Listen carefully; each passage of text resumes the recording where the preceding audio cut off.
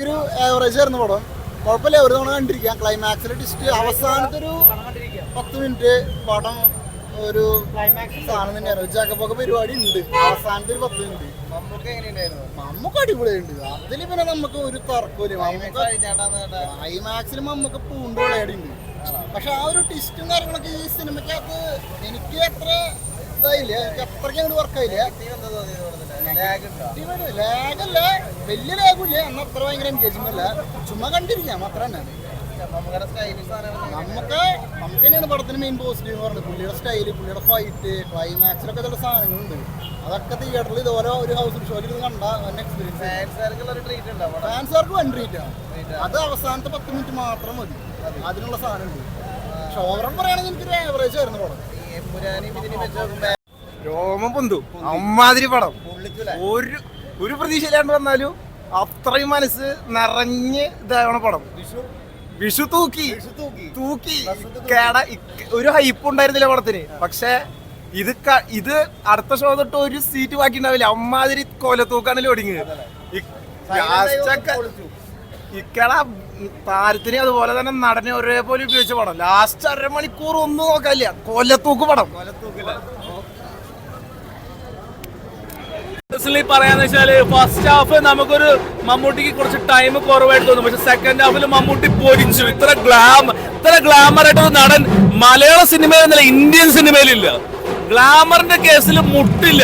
പിന്നെ ഇതുപോലത്തെ ഒരു ട്വിസ്റ്റ് പടം ഇന്നവരെ മലയാളത്തിൽ ഇറങ്ങിയിട്ടില്ല. നമ്മൾ ഒരിക്കലും വിചാരിക്കാത്ത ആളാണ്. ബിഗ് ബി മോഡൽ എന്നല്ല, വേറൊരു പുതിയ വെർഷൻ. ഗെയിം ബേസ് ചെയ്ത പടമാണ്. ഗെയിം ബേസ് ചെയ്ത കഥയാണ്. അടിപൊളി ട്വിസ്റ്റ് ആണ്, സൂപ്പറാണ്. ചെറിയ രീതിയിൽ ലാഗുണ്ട്.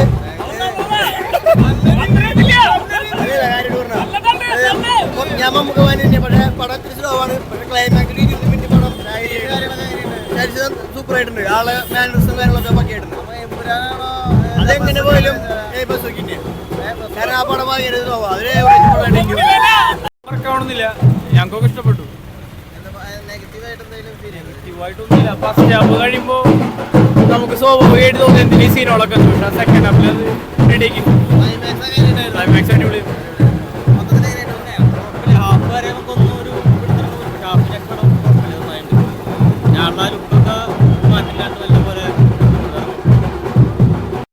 അത് തുടക്കത്തിൽ നമ്മൾ ആകെ വിഷമിച്ചു പോകും പടം കാണുമ്പോൾ. എന്ത് ഒരു മൂഡ് കിട്ടുന്നില്ലേ പടത്തിന്. പിന്നെ കെട്ടത്തി കത്തിക്കുന്ന ഒരു മാജീഷ്യനായിരുന്നു മമ്മൂക്ക. അമ്മാതിരി ത്രില്ലായി പോയി. എന്ത് പറയാ, പടം വേറെ വൈബ് മൂടായി. ഒരു രക്ഷയില്ല. കാരണം തുടക്കത്തിൽ കുറച്ച് വിഷമിച്ചെങ്കിലും അവസാനം ഉണ്ടല്ലോ തീ ആളി കത്തി. ഈ പ്രായത്തില് ഒന്നും പറയില്ല, ഒരു രക്ഷയില്ലാത്ത പടം, വേറെ മൂട് പടം. എന്തായാലും പടം പൊളിച്ചു. മമ്മൂക്കിനെ കുറിച്ച് പറയാന്ന് വെച്ചാൽ നമുക്ക് ഇന്ന് വരെ ചെയ്യാത്തൊരു ക്യാരക്ടറാണ് ക്ലൈമാക്സ് ഇല്ല വരുന്നത്. അത് കണ്ടു കഴിഞ്ഞാൽ നമുക്ക് എന്ത് പറയാം, രോമാഞ്ചം ഉണ്ടല്ലോ. പടം രക്ഷയിലുണ്ടായി. ഒരുപാട് സന്തോഷമായി. കാരണം നമ്മൾ ഈ പടം വലിയ പ്രതീക്ഷയാണ് ഞാൻ വന്നത്.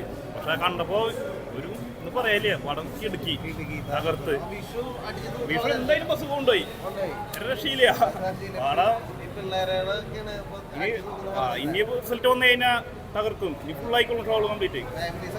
പിന്നെന്താ, പടം എല്ലാവർക്കും കിട്ടണ പടാ. ും കറ്റപ്പും ഫൈറ്റും കുഴപ്പമില്ല.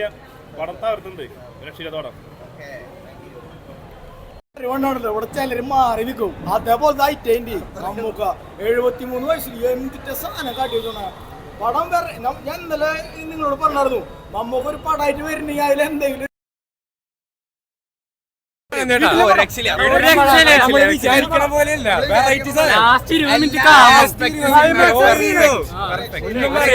മ്യൂസിക്, സിനിമാറ്റോഗ്രാഫി, ആക്ടിങ് ഒക്കെ അടിപൊളിയാണ്.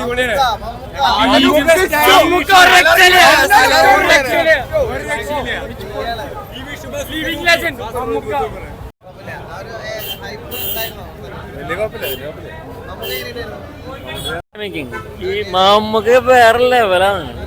ആ മനുഷ്യനെ കാണണം.